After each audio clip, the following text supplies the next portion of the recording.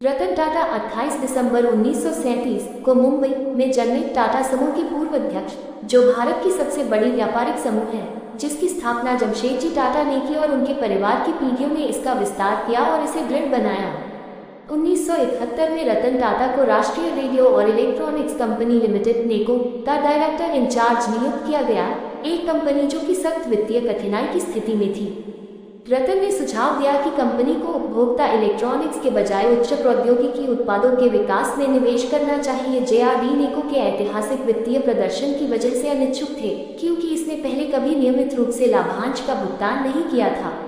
इसके अलावा जब रतन ने कार्यभार संभाला, उपभोक्ता इलेक्ट्रॉनिक्स नेको की बाजार में हिस्सेदारी 2% थी और घाटा बिक्री का 40% था।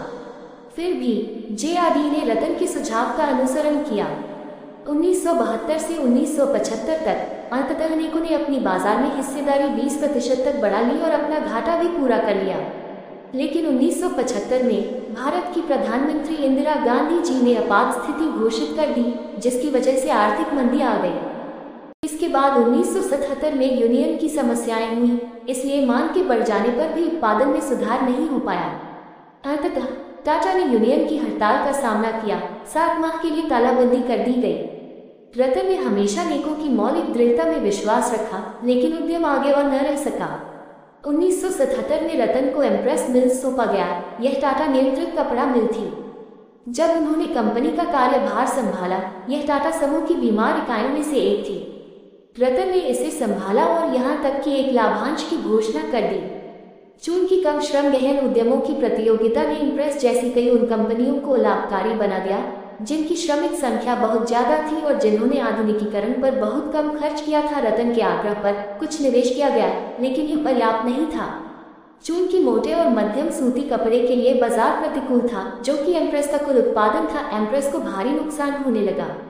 बॉम्बे हाउस, टाटा मुख्यालय, अन्य ग्रुप कंपनियों से फंड को हटाकर ऐसे उपक्रम में लगाने का इच्छुक नहीं था जिसे लंबे समय तक देखभाल की आवश्यकता हो।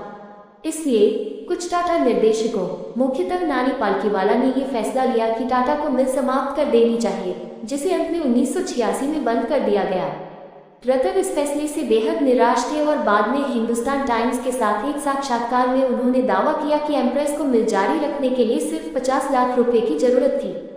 वर्ष 1981 में रतन टाटा इंडस्ट्रीज और समूह की अन्य होल्डिंग कंपनियों के अध्यक्ष बनाए गए, जहां वे समूह के कार्यनीतिक विचार समूह को रूपांतरित करने के लिए उत्तरदायी तथा उच्च प्रौद्योगिकी व्यापारों में नए उद्यमों के प्रवर्तक थे।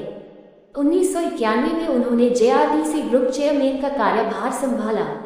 टाटा ने पुराने गार्डों को बाहर निकाल दिया और युवा प्रबंधकों को जिम्मेदारियां दी गई।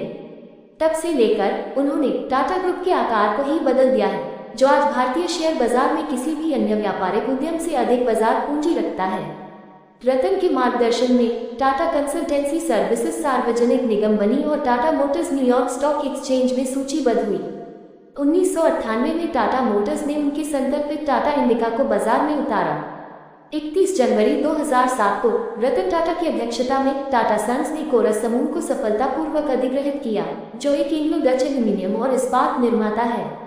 इस अधिग्रहण के साथ रतन टाटा भारतीय व्यापार जगत में एक प्रतिष्ठित व्यक्ति बन गए। इस विलय के फलस्वरूप दुनिया को 5वां सबसे बड़ा इस्पात उत्पादक संस्थान मिला।